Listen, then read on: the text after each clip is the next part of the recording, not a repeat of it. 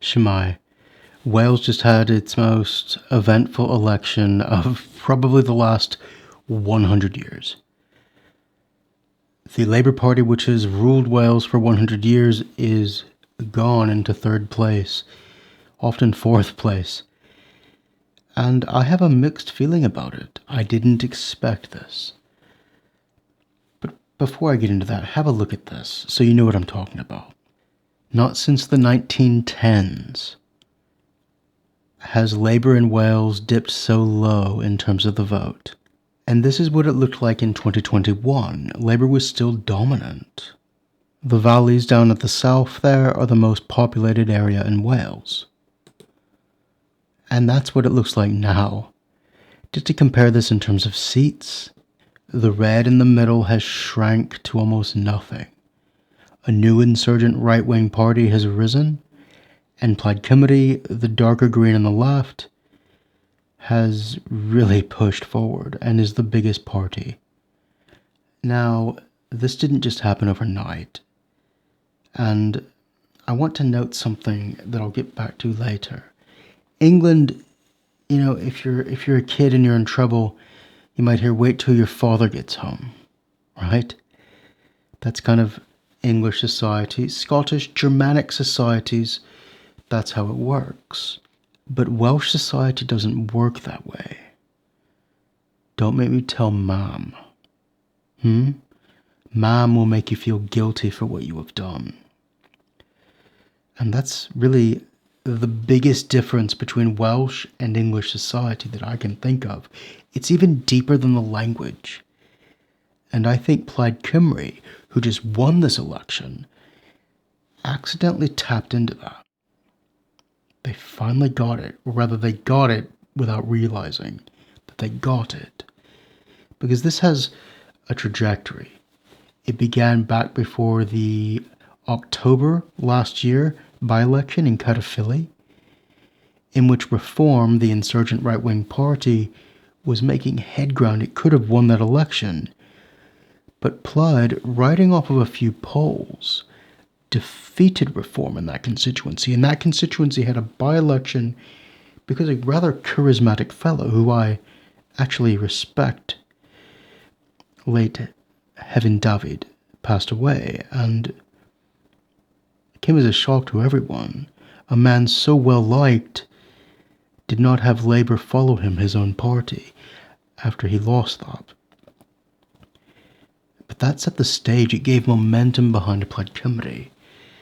Now, so in this video, I'm going to go into the results briefly and go through some of the constituencies. By the way, the constituencies were redrawn in a ad hoc, horrific way, which Labour thought would be to their benefit, taking chunks of weaker constituencies, adding them onto larger Labour ones. But at the same time, they refit and rehash the voting system into the D'Hondt voting system, which means you're sitting in the box to vote, or standing, to cross in front of someone, and you're not actually given the name of who you're voting for. You're given the name of a party. So you can't use your natural human instinct to discriminate and have in-group bias and use judgment to make a decision. You're just the names of the parties. You don't actually see the names of the candidates. Yes, you could go look beforehand, but most people are not going to do that. And from what I hear, that angered a lot of people, both the constituencies being redrawn and this weird, irresponsible voting system that Labour put in, thinking it would benefit them.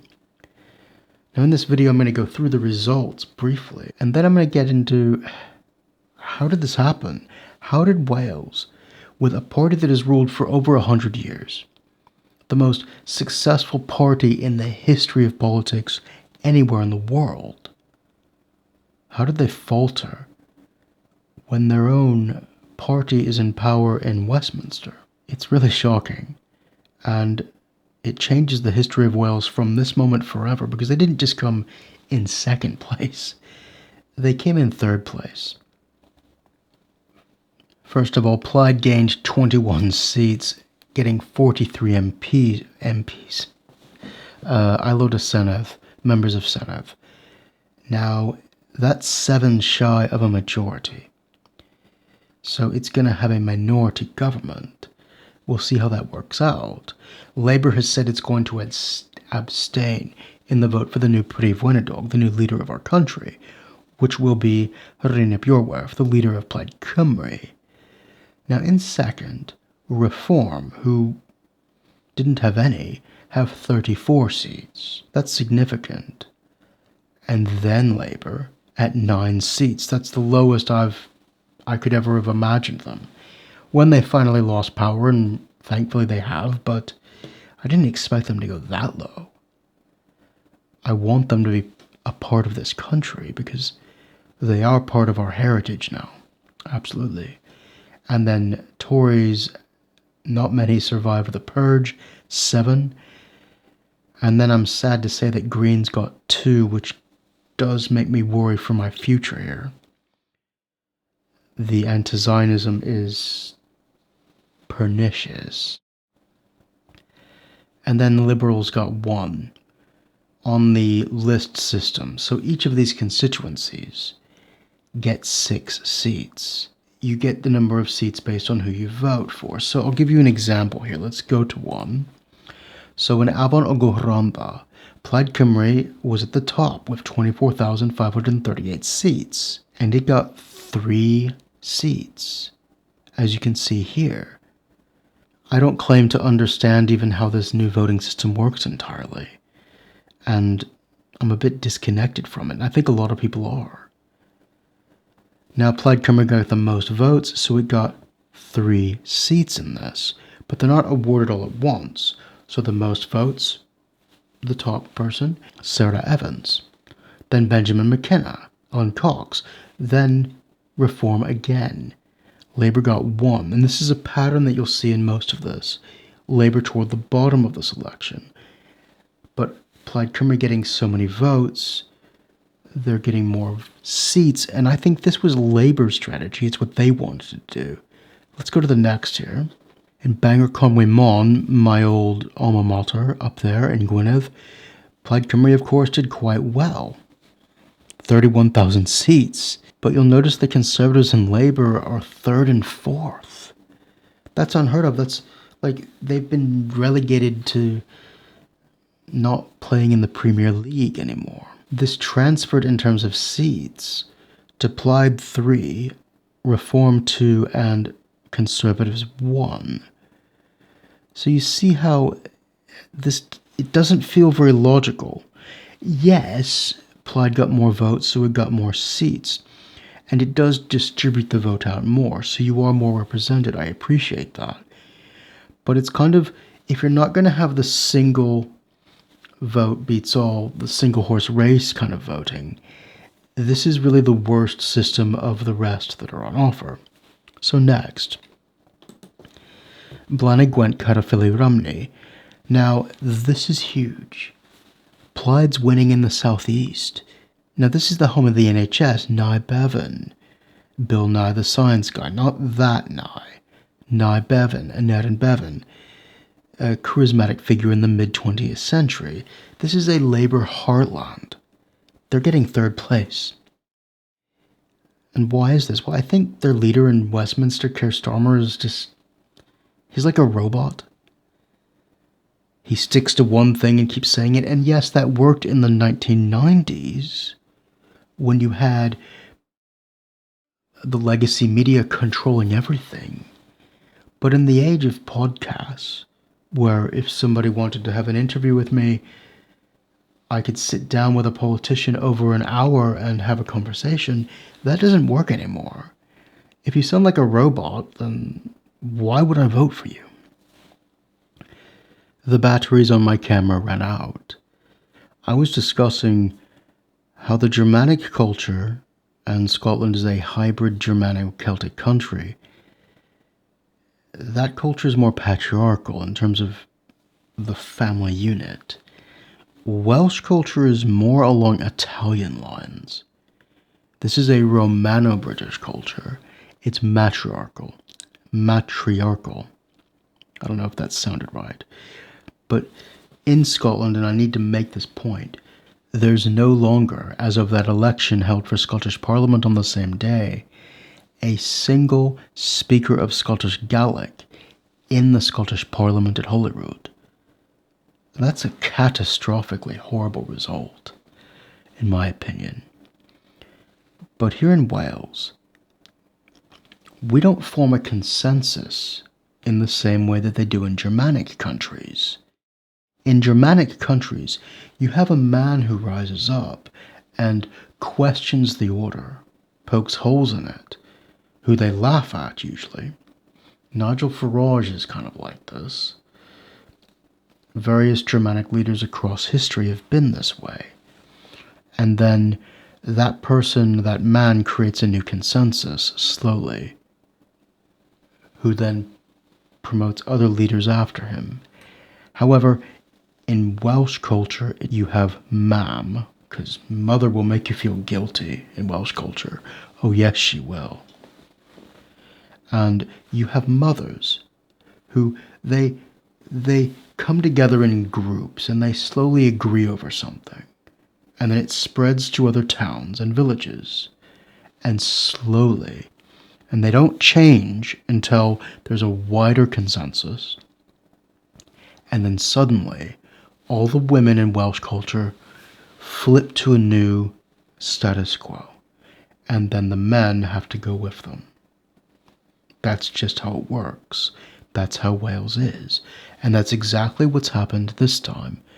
And the reason it's happened is because Wales, or Welsh nationalism, has tapped into the defining issue of our age and appealed to the feminist sentiment. And the defining issue of our age is immigration. Whether you're for it or against it, demographic change is the defining issue of this age, and it's going to be for the next few decades, at least. Now, Wales, Rhine Brywerth, came out and said that immigration should just, throw open the borders. There's no such thing as illegal people, all that kind of feminist-coded stuff. And it worked. And I think the problem that reform has had is that Nigel Farage is the wrong leader. He's just too English. There's nothing wrong with being an Englishman, but he's part of the consensus of our age, challenging the consensus of this post-war era. Every single country is trying on its national identity, trying to fight back against globalization in its own way. And I think a lot of Welsh people, they were having to choose between two different forms of national identity. And even if they weren't hook, line, and sinker for this kind of feminist, heart-bleeding, pro-immigration stance, a lot of people gave their vote to Plaid Cymru in response to wanting an identity. Because identity is the leading issue of our age. And I'm going to have to question my own identity after this. Now, I'm not saying this because I'm against Welsh nationalism. I'm not. But if this is the future of Welsh nationalism, several of these candidates are ardent anti-Zionists, which I consider a virulent form of hatred and degeneracy. If that's what Plaid Cymru wants, and the current shape of Welsh nationalism, I don't have a place in it. Am I going to stand up and begin being angry and fighting Welsh nationalism? No. There are valid arguments for Welsh independence, and there's something that Welsh nationalists and I will always agree on. And that is the Welsh language. I want a Welsh-speaking Wales. I want schools in Welsh, from nursery to the top. Make it Welsh. Road signs, public office, more television stations. I love the Welsh language, and I will continue every once in a while to make videos teaching Welsh. But what I cannot do is continue on this journey after this election in support of this kind of nationalism. Nationalism is not bad. Absolutely not. Nationalism is what defeated the Nazis. Nationalism is what has resisted so many empires throughout history. In fact, it's those societies that don't create nationalism which perish from history before the onslaught of empires. I don't know where our country is headed after this. Plaid Cymru has a government without a majority. Plaid Cymru has dozens of new people coming in, and all the other parties, dozens of new people, inexperienced. We have England next door, which voted on councils on the same day, in which Islamists took over many of the inner city boroughs of cities, whilst the natives in England have overwhelmingly voted for reform. It's not just in Wales that Labour has faltered. It's across this island. We face an uncertain future, and I'm sad and disheartened that I cannot support Plaid Cymru due to its horrific anti-Zionism. And it stems from a deeper root, an ideology that at its core believes nationalism to be bad. You see Plaid Cymru quoting a lot of words, like token words, like global community, international law, solidarity, all of these buzzwords that kind of insinuate a progressive, I don't even like the word, kind of ideology. And if that's the future of it, where do I go? What do I do? Because I don't have a place within that kind of Welsh nationalism. I just don't. But I'm not going to sit here and be angry and resentful towards them. We deeply agree on the Welsh language, and they are the vehicle that will increase the Welsh language, whilst everything else about them I find morally disgusting at some level. I mean, if you're going to side against Israel, against the United States, against our Judeo and Christian heritage and roots, against our Greco-Roman traditions and the glory of our aristocracy, the Roman Empire and the French nobility that spawned, or spread rather, the tales of King Arthur, if you're against all of that, the Enlightenment, the great architecture that the British Empire has given us, if you're against all of that, tearing down our heroes from plinths on public squares and putting statues of degenerate art up and putting plaques in museums to talk about colonialism, when where are we supposed to celebrate our culture and our heroes if not in our own culture?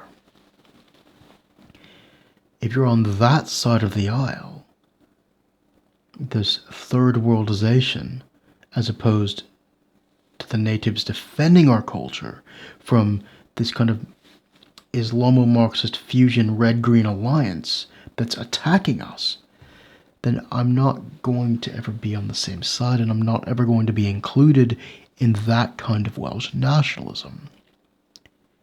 So I'm going back to Hebrew, and I'm going to focus more on Israel and my Judaism. I think after this election, it's clear that I don't have any way to include myself in the struggle for Welsh independence. It's not going to include me, but I'm also not here, as I've said, I'm not here to fight it. I'm not here to be angry. It's just I need to go do something else. And if you're wondering about the results, I'm on an analysis. I'm sorry this has been a bit of a rant, but that's just how it is. I'm going to focus a bit more on Israel, and that will reflect itself in this channel. Because Welsh nationalists have spoken, I have to respect that. The Welsh people have spoken, I have to respect that. They do not want what I believe in. They do not consider my morals to be theirs. And that's just how it is. So I'm going to move on. Long live Israel.